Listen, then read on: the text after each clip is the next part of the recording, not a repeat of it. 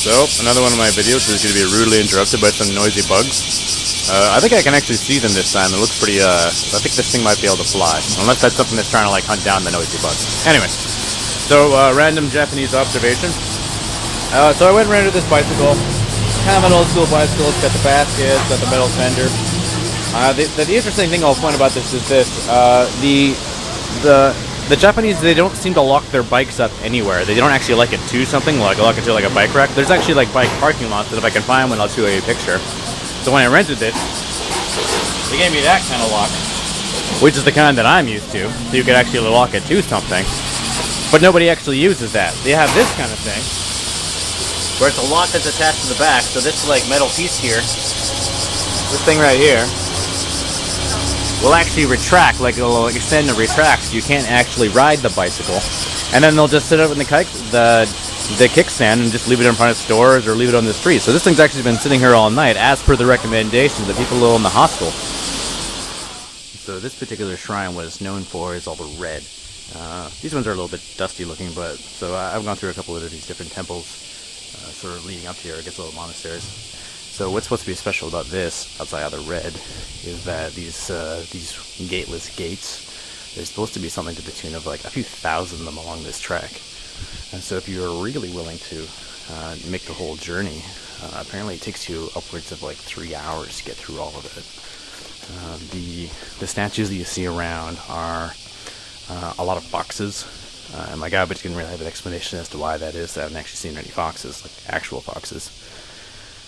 And they did give a little bit of instruction about some of the Shinto tradition. So when you come into these different temples and shrines, there's usually a water fur in the front, so like a basin with some bamboo pipes kind of pouring a little bit of water in.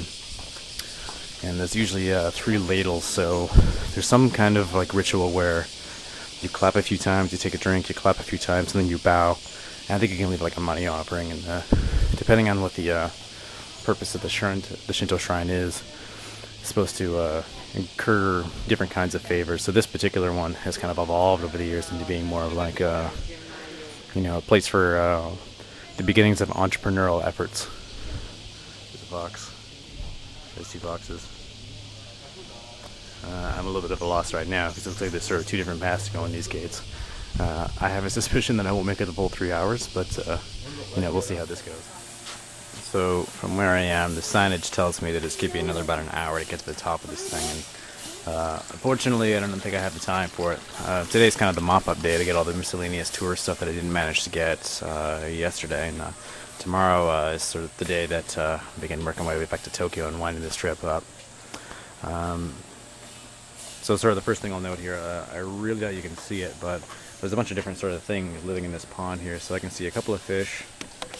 Down there you might be able to see that turtle. See a couple other turtles kind of floating around out there. A couple of different sort of vegetation kind of looking things.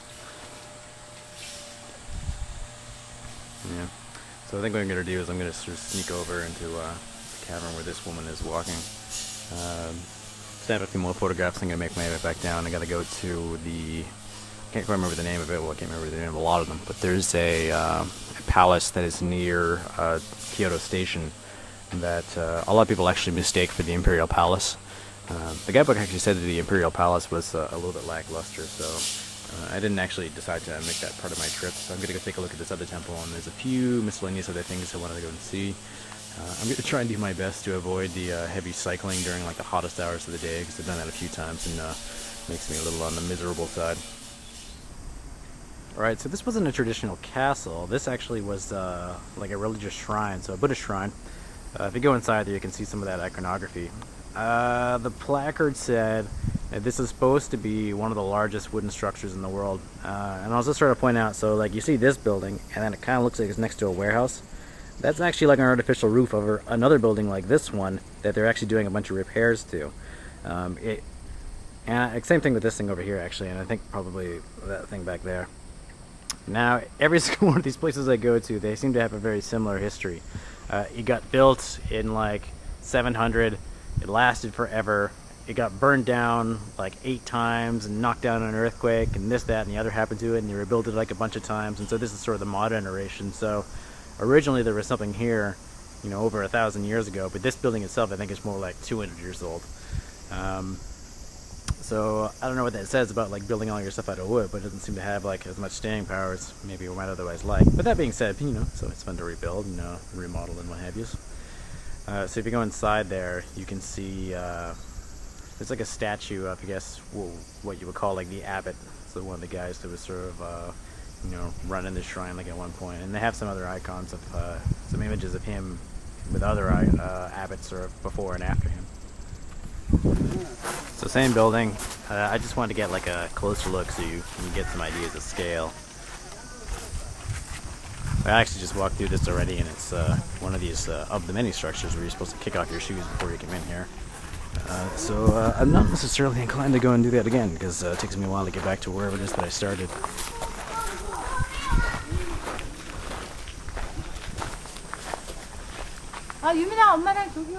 Okay. Some bags to put in your dirty shoes if you needed or wanted to. We'll call that a pillar. See, they've added in some like some chicken wire there to keep birds from landing on stuff. There's actually a lot of pigeons around here. So if you remember when you saw when I was farther away, this is sort of like a 2-tiered roof, and this is everything going up to the first tier. Some people climb up there, and so this is like a giant open hall. So this is like 2 basketball courts kind of like side by side. So this big thing behind me is full of I guess sort of traditional Buddhist statues, and so you go inside there. The first thing that you see everywhere is like, please do not take pictures, please do not take pictures, please do not take pictures. So I didn't take a picture. Once you get inside there, they have a lot of things there that you would probably more immediately recognize as kind of connected to like the sort of the Indian connections of Buddhism. So there are a lot of statues with, say, like hundreds of arms and things like that. And then on either side of like this sort of like main statue, there's a lot of smaller ones with similar thing, many arms. And then in the front there was a row of more traditionally named like Japanese deities, or maybe deity is not exactly the right word, but kind of somewhere in that sort of spectrum of like god, demigod, you know, what have you.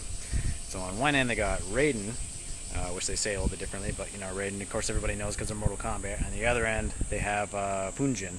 So Raiden's the god of thunder, and the guy on the other side is the god of wind, and so there's a whole bunch of sort of individual guys in between. Other sort of interesting note, so we can kind of see how long this thing is. They used to have these tournaments here. They probably had a bunch of different tournaments here, but they had this one in particular that was like an archery contest. So the idea was, well, there's a lot of different sort of versions of archery, and some of it's just marksmanship. But they had this one contest where you would shoot as many arrows as you could over a 24-hour period, and whoever got like the most, you know, wins the contest. And that doesn't necessarily mean you have to hit the target all that time. So according to what I learned inside, the guy that's sort of the most famous for this, over the course of 24 hours, shot 13,000 arrows, 8,000 of which actually hit the target. So I don't know how big this target actually was, but you know, if you can kind of see just how long of like a stretch that is, that's quite a ways. So, you know, dude had some like staying power. Probably no performance enhancements would be my guess. The other thing that was sort of famous here was there was this guy named can't remember the name, Musashi. Musashi's kind of famous in the West for writing this book called The Book of the Five Rings, and that's kind of popular from like Western or from Eastern faiths, in the sense the way that like the art of war is popular. So it's kind of just it's about like sort of a manual of how this guy became this master swordsman, and people have kind of taken it up then since then to be sort of like this big advice book for like getting ahead in business. But that's neither here nor there. So there was a famous duel that he had here. He shows up in Kyoto, finds some like swordsmanship school, goes through everybody, and apparently like wipes the whole place out, because that's just what the guy did. One at a time, very honorable, as one does. And I guess he's sort of a character. If you grew up in Japan, you would see like a lot of movies about this guy. So they would kind of be a little bit like Robin Hood, maybe. So like Robin Hood's a character that you've seen like many different sort of like retellings of, or you want to get a little bit fancy, probably more like Hamlet actually. So probably a lot of different actors play this guy in film over time, and you know, different sort of iterations like that. All right, so this temple, sitting kind of mountainside, it's supposed to be kind of a big one. Took quite a bit of effort to get up here. The hillside was a little bit on the steep. I'm a pretty strong cyclist, and so the steepness of the road to get up here was steep enough for me to actually have to get off my bike and walk. And even then, like, there were sections of it where it's kind of like, this is a bit of a drag because it's such a sharp embankment. You see these teeny line little vans kind of creeping around corners as slow as they can to make sure that they like maintain control. So another example of a place that was built a long time ago and then rebuilt many times since. So originally founded in the 7th century, excuse me, and then rebuilt kind of as we see it right now in the 16th century. Not really catching like exactly what happened to this one, but as it's sort of the nature of everything built out of wood, has a funny way of burning down. One of the things that I can expect to find in here is this is supposed to be a center for, I guess, sort of acquiring knowledge, like academic advancement, or at least that's kind of what it's been, sort of changed to over the years. So somewhere in here, I think there's going to be a spring that I'm supposed to drink from that'll kind of help me out if I had some exams and kind of other things like that. So I'm not entirely sure how much of this you'll let me take pictures of, but we'll see what I can find on the inside. So it's like roughly dinner time, and I find myself to a department store. Like a lot of department stores, they have restaurants kind of like attached to them. This particular one has actually they split it between different floors. So there was kind of one floor there was a bunch of other stuff, and then one floor there was nothing but restaurants that were doing ramen. And I haven't actually tried ramen yet in this whole trip. So, and this was the thing, if you remember like a few videos back, was kind of being talked up. So ramen, just to be clear, is like broth with usually like noodles and some kind of meat. So in my case, it was like a beef broth, and the noodles themselves, I think they're supposed to be, I'm not actually sure what kind of noodles they are, truth be told. Maybe sort of the size about like a piece of spaghetti, sort of about that big of a noodle. Thinly sliced pieces of beef. I guess it'd be like chopped up green onions, and so they bring that thing out to you. Well, first of all, you go to this place, and you actually have to go punch in what you want into like a vending machine. They give you like a little ticket pops out, like an order ticket. And the idea being, if they're really busy, you wait in line and you kind of pass off this ticket. They get you in, they make your thing, and then you get out. But it wasn't very busy, so like the guy kind of helped me out with it a little bit because they had like a Japanese menu and an English menu. Punched that thing in, had a little trouble with the machine, guy helped me figure it out. So they bring this thing down, and they had a couple different condiments, and they had just bowls of like eggs. And so it's a really common thing just to kind of crack open an egg, so I did. And it's hot enough that it kind of starts to like cook the egg a little bit, but not really like overly so. So the yolk is sort of like mostly still a yolk, which is fine actually, because having like a raw egg is something that doesn't really like bother me. I've done that actually a bunch of times. And I gotta say it was really good. So a lot of my experience so far has been kind of more like on the sushi end of like Japanese cuisine. And I really like appreciated this because this is the one like really savory dish that I have, and I kind of been jonesing for that.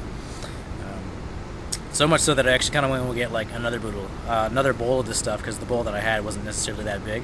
But I think it's time to sort of like move on and like see what else I can find. The place that I went and shopped to today, there's actually another sort of shopping mall like nearby. I can't remember if I actually took any pictures in that other one because I was in there last night. And it was just like a multi-tiered sort of thing. So the one I'm in right now is kind of like the Bay, the Japanese The Bay. Very similar. But the one next door had a much broader spectrum of stuff. So it had like your actual grocery store underneath it, and then the next door was electronics, and then sort of other things moving on. So I might just kind of take a little tour around there. I don't really see myself doing a more like sightseeing and kind of stuff like today, because a lot of those things, a lot of the different temples, they shutter down like at 5 o'clock, and we've kind of passed that. There might be like the odd one that keeps their gates open later, but I kind of suspect that like a lot of them are Buddhist temples, and I kind of suspect that the monks want to shut her down to keep any ruckus out of there. So yeah. So this department store is like 7 stories tall or so. I'm not really seeing anything that I don't see at home. So I'm kind of wandering around the appliance section, and yeah, I think this is kind of reflective of like what life in Japan is probably like, where you have a lot of like these kinds of things rather than say like the full range that we're used to. The one thing that does stick out is all of these things. So each one of these, this is actually a wall-mounted air conditioner. So what they would do is they would be kind of sitting at the top of the wall. It'd have a remote control, and it would hook up to some unit outside, I guess, where it probably like dispel the heat. But like I've seen them pretty much everywhere that I've gone in Thailand or here, and Dominic's got one in his apartment, and they work pretty good. I will say, definitely more promise to like the camera section and like the video game section. Video games was upstairs, so I kind of just skipped over that. But Not only do they have like the field of tripods and different accessories here, but they actually also have light boxes. Light boxes being like these things over here, so this is professional photography stuff, and I'm actually kind of surprised to see this in the mall, but I guess maybe not. Like, photography seems to be like kind of a fan favorite for a lot of Japanese. Yeah, I don't really know what to make of that. It may not be like super apparent, but its eyeballs are actually choreographed along with its claw movements. Probably a seafood restaurant.